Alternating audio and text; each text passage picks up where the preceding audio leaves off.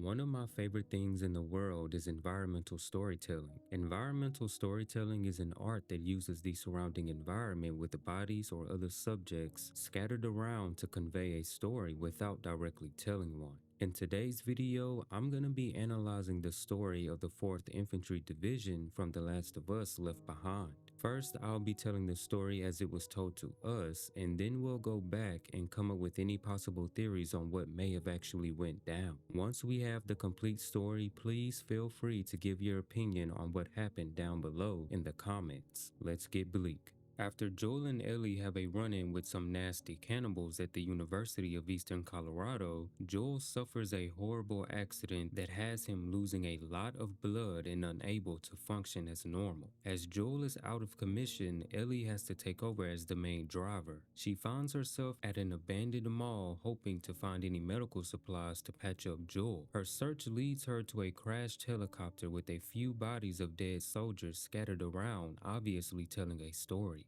The first soldier she encounters left behind a used med kit with only a useless rag. She also finds the salon note, which reads, "Chief Warrant Officer Larry Caulfield died bravely this afternoon. We were flying back to the QZ when our patient turned. It must have been spores because none of us saw the bite. The patient broke the restraints and fell upon pilot W.O. Sean Brendan. Even with the helicopter spinning out of control, Officer Caulfield fought the infected patient. We crashed into a Colorado mall. Private Eugene Ellis, Officer Larry Caulfield, and I were the only survivors. In subduing the infected, Officer Caulfield was bitten on the neck. He immediately showed us the bite and accepted his fate. I executed the infection protocol before Officer Caulfield could turn an infected. May he rest in peace, Captain Reagan, 4th Infantry Division, Denver, QZ." And this marks our introduction to the 4th Infantry Division Squad. Chief Warrant Officer Larry Caulfield, Pilot Sean Brendan, Private Eugene Ellis, and Captain Reagan Francis, with the last two being the only ones left alive.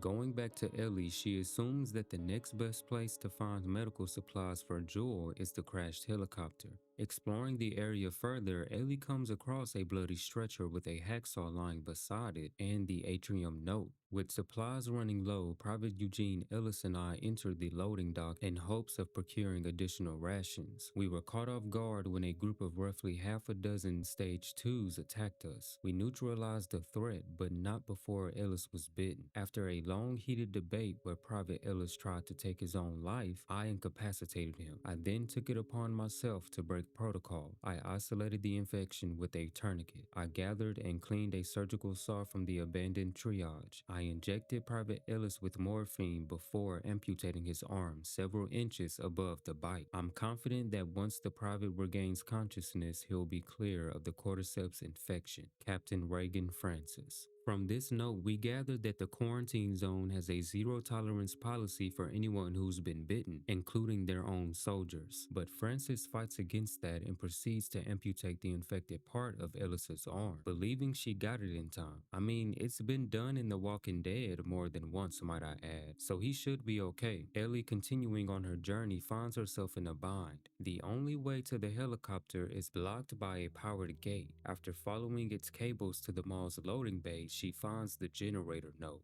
Private Ellis has taken a turn for the worse. He's burning up and he couldn't keep any of his food down. Maybe I made a mistake. Maybe the amputation was too late. Maybe when I'm not watching, he'll turn. And the infection protocol, we did what we had to do to Officer Caulfield. Who the hell am I kidding? We murdered Larry. Ellis held him down while I shot him like a fucking dog. I can't get his screams out of my head. Reagan, please. I still have time. Don't do this. Ellis, what have we done? What if I just leave? What if I just make a run for it? I'm sorry, Ellis. Reagan. This note provides us with the fact that Ellis hasn't done well after the amputation and getting worse, as he has a fever that's described as burning. We also learned that Caulfield wasn't as brave as we were led to believe. He was terrified and in disbelief actually, as he had to be restrained in order for them to execute him. With the death of Caulfield and the current state of Ellis, Reagan is obviously taking this pretty hard and ultimately decides to abandon Ellis.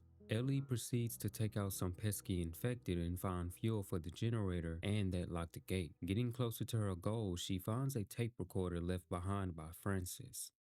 Well, Ellis, I found a couple recorders. Maybe we can, document this whole thing. It gives me an excuse to talk.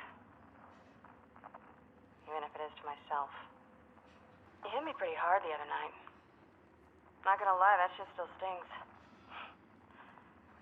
I was trying to feed you. You actually accused me of stealing your food. You got any idea how hungry I am? I mean, I know it's the fever talking.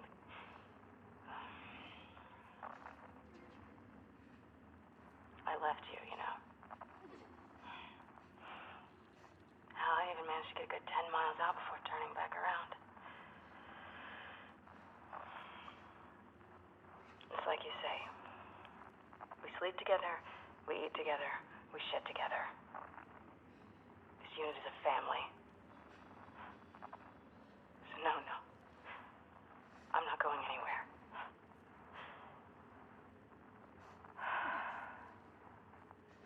God. Just let him pull through.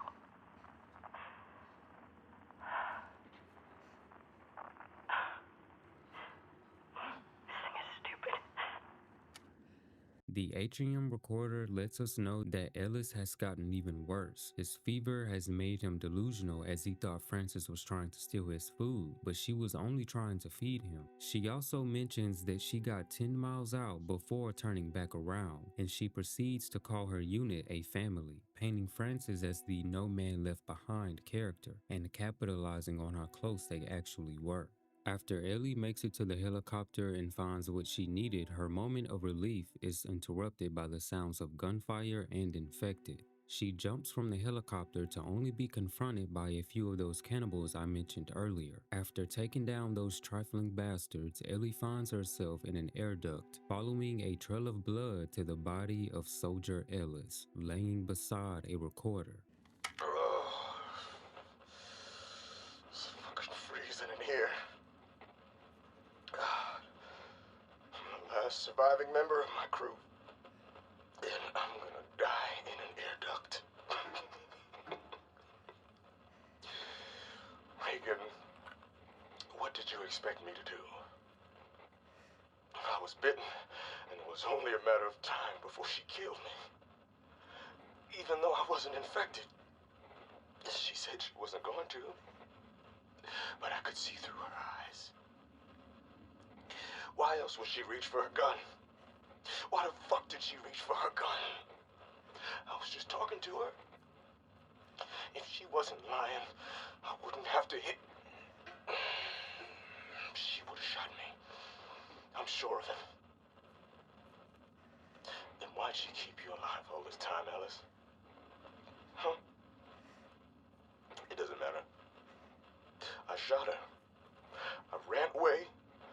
I fought and escaped those fucking things, and in the process, the sutures on my goddamn stump ripped open. I'm bleeding to death, and I can't sew it back up. Not with one arm. I can't make the fucking knot. Reagan.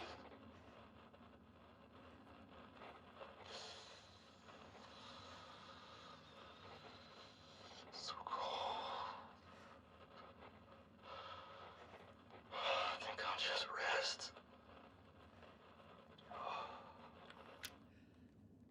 So we find out that Ellis killed Francis believing she was reaching for her gun, aiming to kill him. Ellis then has a run-in with Infected that he managed to live through successfully, but in the process opened the sutures up on his wound, which had him bleed to death. Now let's see if we can put this story in perspective and come to a conclusion. During their journey back to the quarantine zone, the 4th Infantry Division had a passenger turn infected during flight. The pilot, Sean Brendan, was bitten but died on impact of the helicopter crashing in the Colorado Mall. While Chief Warrant Officer Larry Caulfield managed to subdue the infected, he was also bitten and was subsequently executed by Captain Reagan Francis after the crash. Then there were two, Captain Francis and Private Ellis. As the atrium note says, the two explored the mall in hopes of finding anything to keep them afloat, but they unfortunately have a run-in with infected. In the process, Ellis was bitten and tried to take himself out before being knocked unconscious by Captain Francis, who proceeds to amputate his arm to save him from the infection.